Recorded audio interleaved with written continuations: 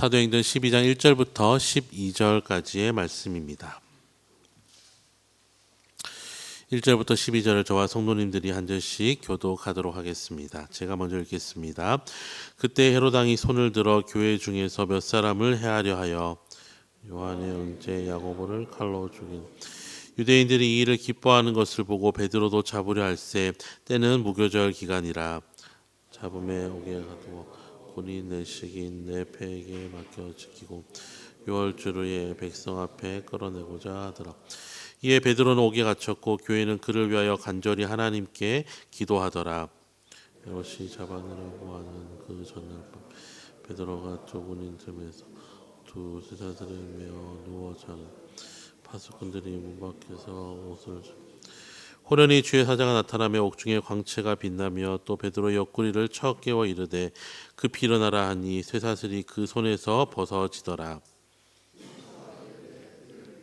신으시느라 하거늘 베드로가 그대로 하니 천사가 또 이르되 겉옷을 입고 따라오라 하니 베드로가 나와서 따라갈새 천사가 하는 것이 생시인 줄 알지 못하고 환상을 보는가 아니라 첫째와 둘째 파수를 신으로 통한 세문에 이르니 문이 저절로 열리는지라 나와서 한 거리를 지나 천사가 곧 떠나 이에 베드로가 정신이 들어 이르되 내가 이제야 참으로 주께서 그의 천사를 보내어 나를 헤롯의 손과 유대 백성의 모든 기대에서 벗어나게 하신 줄 알겠노라 하여 마가라는 요한의 어머니 마리아의 집에 가니 여러 사람이 거기에 모여 기도하고 있더라.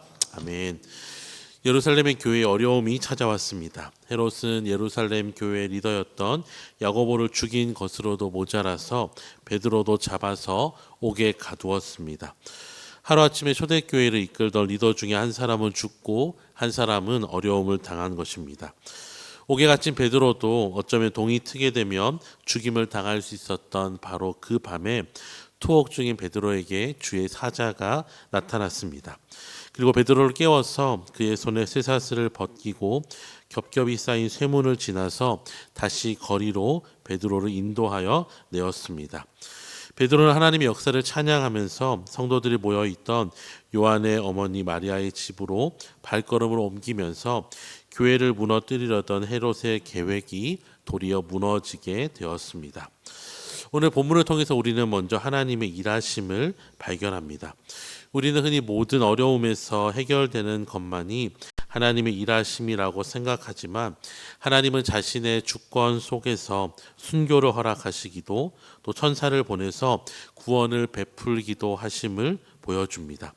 야고보는 무언가 잘못을 했기 때문에 순교하게 되고 베드로는 더 대단한 사람이기 때문에 옥에서도 건짐을 받은 것이 아니라 죽음을 통해서도 복음의 꽃을 피우시고 구원을 통해서도 영광을 받으시는 분이신 것입니다.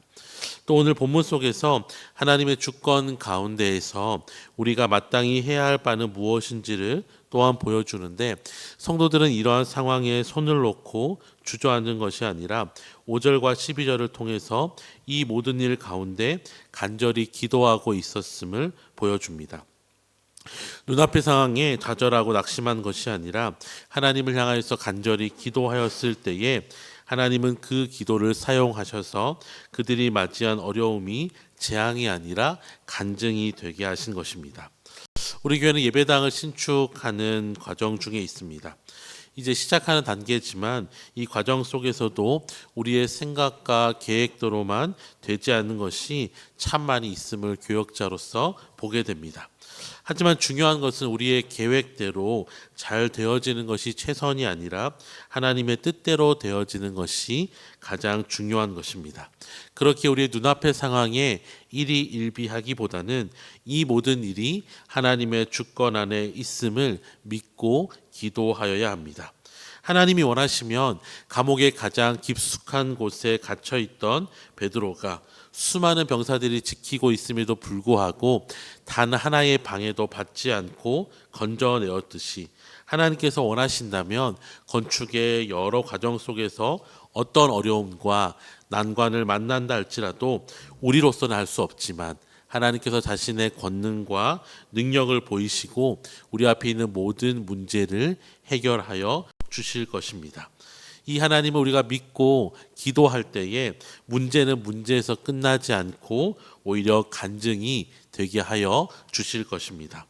공동 기도문으로 우리가 매일 기도하는 것처럼 모든 일을 시작하시고 이루시는 전능하신 하나님을 믿고 맡기며 기도할 때 하나님은 하나님의 역사를 나타내시고 오히려 그 모든 과정이 기도 응답의 과정이 되게 하시고 믿음의 요산으로 우리의 다음 세대들에게 건물과 함께 간증도 물려주는 귀한 일로 사용하여 주실 것입니다.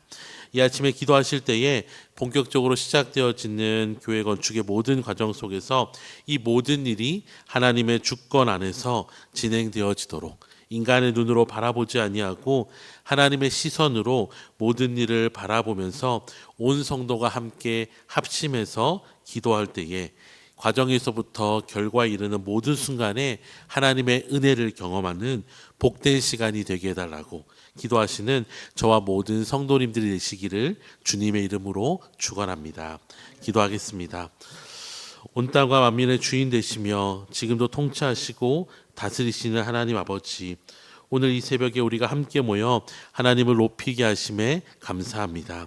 우리 교회 모든 성도들에게 기도의 능력을 믿으며 무슨 일이든지 기도하는 성도가 되게 하시고 특별히 건축의 모든 과정 가운데 우리의 생각과 지혜를 의지하지 아니하고 먼저 기도함으로 하나님을 신뢰함으로 하나님께 나아갈 때에 건축의 모든 과정이 기도응답의 과정이 되게 하시고 간증이 되게 하시고 믿음의 유산을 풍성하게 전달해 주는 은혜의 시간이 되게 하여 주시옵소서. 감사드리며 예수님의 이름으로 기도드립니다. 아멘. 함께 교회 건축을